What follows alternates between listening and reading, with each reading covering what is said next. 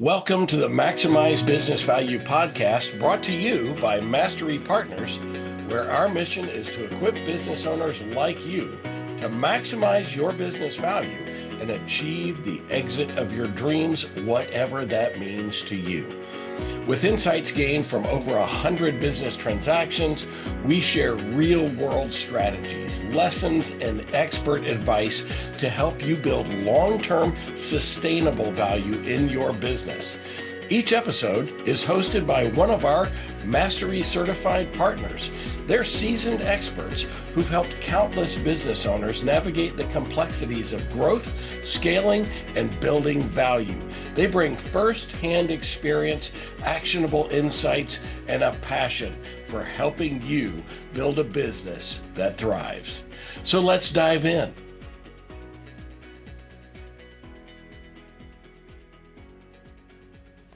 This episode is the second of a two-part release. To hear part one, follow the link below. Thank you for listening to the Maximize Business Value podcast. Yeah, or in their mode to do so. I remember a phone that we dialed and had a 25-foot cord to it. Yeah. Right. And people say, why would it have a 25-foot cord to it? The point is that things have changed along the way, and it's not about judgment and it's not about good or bad. It's just about it is. Yeah. And so therefore have organizations kind of right-timed themselves. What I mean is, have they pulled themselves up to this time? Those who weren't brought up with technology are brought up to a technological level, and those who weren't exposed to some of the other ways of communicating or doing it, have they been trained in that? Yeah. Part of it is we tend to make, things are moving so fast, we tend to make a lot of quick calls and judgments, thinking that everything needs to be a quick call and judgment, when a few things could be slowed down a little bit and thought more thoroughly. Yeah. Oh, definitely. And that equates so much to conservation of resources, where you can lose a lot of money, in a really short period of time with a snap judgment sometimes. And we've seen the opposite, where inactivity, they just kind of wither away if they don't realize the way things are going. And it was interesting when I had my company. I had a business partner, and we couldn't have been more opposite. We didn't look the same. We didn't act the same. We didn't socialize with the same people. And we were both salespeople by training, but his real training was money and banking and finance. Mine was strictly sales, but I also had a really interest. We were in the technology space. I had a great curiosity about technology. So I spent lots of outside time just reading, studying technology. He could care less about technology. In fact, he didn't like computers. We sold computers. He didn't like them. He didn't want to associate with them. And it was so interesting watching as we evolved the company. We both played to our strengths, which worked out fantastically, actually. And but it was even people outside would say, "Man, I don't know how you two guys ever got together, but you built a good company together." So, well, I think that's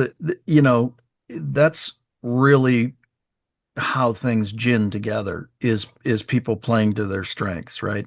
yeah, Have those who have the ability to communicate and message, and those who have the ability to do numbers, yeah, and those who have the ability to manage, right? And when you have the luxury of having the right people in the right place, stuff is great. yeah, yeah, It's in this day and age, unfortunately, I just mentioned three specific tasks that too many times only one person is asked to do. yeah, exactly. Yeah, and the other thing I've seen that really is, it's kind of disturbing to me, really, is that um, somebody may be good at something, and they realize that, and that's great, but they don't hold what other people's capabilities at a very high level. They'll just say, well, he's just a numbers guy, or he's just a sales guy. right? Or they're the marketing creative person, but they couldn't really do anything else, you know. And it's very interesting. So the ones that I see that are successful, the ones that realize the value of the differences and the value of the different capabilities and people and personality types and all that, Mhm. and can effectively put all those on the same bus, keep them in the right seats, and move them to the right seats, and keep the bus moving. So it's Very, very much so. yeah, You know, I, I think that was more of a taught process years ago. yeah, That you want to be a specialist in something, but you want to be a utility player in yep, more things to provide more value across the entire organization. yep, definitely so. So I'm going to ask you for two situations now, and they may even be the same situation. I don't know, but I really would like you to describe, if you could, the most challenging engagement that you've had and that you've undertaken, and also the most rewarding. Um, Probably the most challenging is an organization where there was recognition of needing outside help. And so the engagement was created Right, because right, there was recognition that there were things lacking. And then once you get in there and you start making the suggestions and calling out the things for consideration, right. which is the way I bring them across, is it's not right or wrong. It's just up for consideration.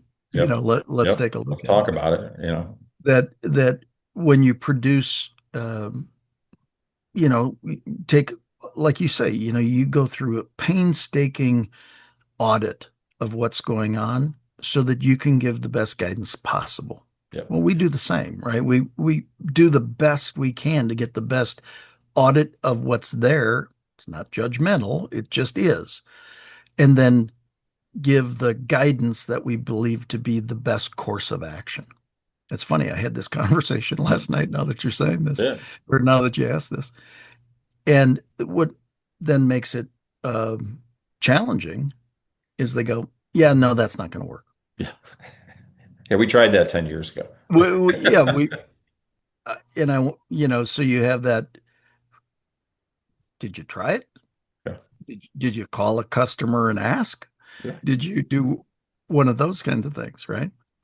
yeah. And, and, it just is, there are times where you care more about your clients than they care about You themselves. know, that is it, and I haven't shared my background, but I had my own IT company. We did IT services and exited that about a dozen years ago. And then when I did that, I actually worked for the guys that I sold it to for a few years. And then I went off on my own and I did cybersecurity consulting.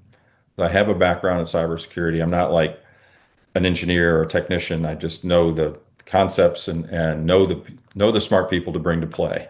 So, but it was extraordinarily frustrating because I would get engagements and kind of what I would call the dream engagement. I wasn't brought in at a very low level. I was normally brought in to talk to the board of directors of a company about their profile in cybersecurity, where they were, where they needed to be. And many times they hadn't had a major breach or anything like that. They were just like, we need to understand this at the board level. Where do we need to be?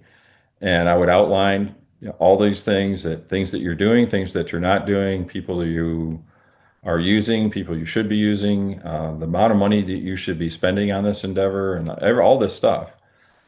And 95% of the time, they said, "Well, thank you very much. We're not going to do anything. We're just we're Yeah. gonna take our chances." Um, Yeah. That's where the challenges come in and the frustrations come in. You oh, can't yeah. you can't push a rope. No, You know, and invariably, I'd get a call, a month or 2 months or a year later. Hey, guess what? You gave us that great presentation about all this stuff. We've got a problem. I said, oh, okay. And did you do any of the things that I suggested? We didn't do any of those, but now we have a problem. We need some help. So it's like, okay. it really got frustrating. And actually, that's what drove me to actually start working with Mastery Partners, and that we take a bit of a different approach. I mean, I'm not just talking about cybersecurity. We talk about everything to do with Right. business, but typically the people we're engaged with are more open and listening, and Yeah. if it's not, uh, we usually call an end to the relationship pretty early. We'll just say, Yeah. I can sense that maybe some of the things we're saying are just not resonating with you, and maybe we're just not the good fit for you. And we just kind of, I'll say, cut our losses early, maybe, and just say, we have a limited amount of time to spend with folks. I want to make sure we make the best use of that. So, but Well, that's for sure. And it's funny because I've always kind of been kind of a fixer throughout my careers of because I've always spotted stuff that seemingly many times is common sense. yeah, Yeah, but as we've learned, common sense is not so common, yeah, right? And so that kind of goes to the greatest or most rewarding. There was an organization that called me in and said, "We heard you're the guy." And I said, "Well, that's very nice. That's cool." And then they said, "Here's what we have." And I said, "Well, yeah, we're not going to do it that way if I'm here." And, and they said, "But this is the way it's always been done." and then I said, "Cool, you are certainly welcome to continue to do it that to way, do but that, I right? won't, yeah, I won't be here." Yeah, And they said, "Well, what would you do?" And I said, "Well, I would do this, this, this, this." And they said, "Well, we don't think that'll work." And I said, "I tell you what, then let's make the first part of the engagement 90 days. If it doesn't work, yep, we're free to go our way and whatever." I don't believe that'll be the case, but I'm game. I've done this more than once. yeah, This is, and the good news is we implemented the strategies, we did the things, we did the trainings, we took the actions. Everybody, well, we took that company from 8 million to 100 million in about 5.5 years. wow, Uh, wow, so the fact is, you know, there are ways of doing things that work, and then there are ways of doing things that don't work. yep, And it's doing more things that work and less things that don't work. A sure. little oversimplification, but not really. Oh, you and you know, like I said, most complex problems can be broken down into a series of simpler problems. And that's exactly it. yeah, And I'm fine being challenged with.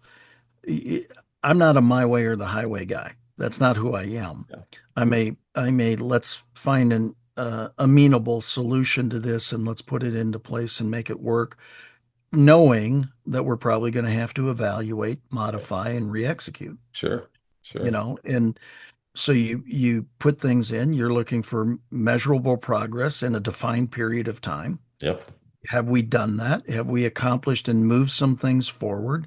Have we moved everything forward? No, we never felt we probably could. yeah, Have we moved some things forward in a definable amount of time enough to now take the next action? yeah, And I think that becomes the biggest thing. And again, what becomes rewarding is, and we say it here in Texas, it's not my first rodeo. yeah, You know, exactly. I've been down this path. I've sold pretty much anything and everything at some time, or I've worked with seemingly every industry that you could work with, because it's not typically about the industries or about their products. It's about the results that those products and industries deliver. Sure. And when you understand the processes that help achieve success, those processes are repeatable industry to industry. Yeah. Many So quite times. frankly, I've had people flat ask me, "Do you have any experience in this industry?" And my answer is no. That's exactly why you should retain us. Yeah. Why Yeah. would I want to have the same bad habits that everybody else in the industry already has? Why don't you get some fresh eyes? Yeah. And that has served very well. Yeah, definitely. We see the same thing. It's funny. Like I said, I spent my career in IT services, and the I end up my very first client that I had with Mastery Partners was a steel fabrication company. Right, couldn't be more out of my lane. Right, and several of others. That kind of went the same way. And I've only done one or two IT service company engagements. Most of my engagements have been, outside what I did for 30 some years. So, but business is business in many cases, and people are people. So that's kind of where you run into that. Yep. So again, this podcast is really all about maximizing business value. And so I'll ask a question. We really ask everyone this question. So what's the one most important thing that you recommend that business owners do that will maximize the value of their business? I think it's be very clear on the solution you provide and the problem you solve. If you can get really clear on your offerings and the results those offerings bring, then it can become very easy to target people who have that challenge. And so you've got speed to market because of that. You've got efficiencies in greater success rates happening. You have a lot of different things. Again, a lot of times, I was training this group of 225 salespeople one day, and the person stood up at the Q&A and said, I do our scripts exactly the way we've been taught, and I do every bit exactly the way it's supposed to be. And when I go to close, people don't buy. Do you have any suggestions? And I said, stop trying to close people that were never open in the first place. Yeah. And the CEO jumped up and goes, that's brilliant. And I said, well, I would like to accept the brilliance. It's common sense. Yeah. Yeah. Far too many people in business try to take their solution to the wrong place. And what it does is it exhausts resources, it exhausts your team, and it exhausts the marketplace. Sure. Yeah. When in fact, if you've got the quality products and services that you believe you have, take a little time, identify your avatar and your market more efficiently, message better to them, and the rest will come together quicker, greater efficiency, and quite frankly, you'll up your velocity tremendously. Yep. That's super advice. Yeah. And it's funny. I've done quite a few of these, and that's the first time that clarity of message came up. A lot of people focus on, well, your numbers have to be perfect, or your certainly in a smaller business, owner dependency is a big issue. Those are things we work on. But certainly, do you have the right clarity? Do you have the right product or service? Are you aimed at the right market? And is it real? Is it there? And one of the challenges is that may change over time, obviously. Yeah, I actually shared this in a conversation earlier today. I said, if I offer you or if I say, give me $1 and I will give you $5 in return, how many dollars will you give me? Yeah. And the person responded, as many as I can get my hands on. I said, exactly. I said, that's because I am stating a 5x value very clearly, right out of the front. You will give me any amount of money. And it doesn't matter whether it's $1 for $5 or it's $1 billion for $5 billion. Yep. If I can clearly communicate the value that I will deliver with you delivering value to me through your purchase, it's game over on the good side. Yeah. Business grows, velocity increases. Yeah, perfect. Wow, that's great, great, great. Well, super, Scott. I can't thank you enough for coming by the podcast and sharing your insights and experiences. And I know we just touched the surface because there's a whole lot more that you guys are all about. But with that, I'm gonna just close this and say, this is the Maximize Business Value podcast. We give practical advice to business owners that are serious about building long-term sustainable value in their business. Be sure to tune in each week and subscribe to our channel so you won't miss a single episode. We shared earlier, this is episode 246. So we've done this a few times, but this is the first time we've entertained Scott Schilling. So, there's more to come. So, Scott, Scott, again, thanks for joining us. Thank you. Would love to be of service to anybody who needs the sales and marketing department. Excellent.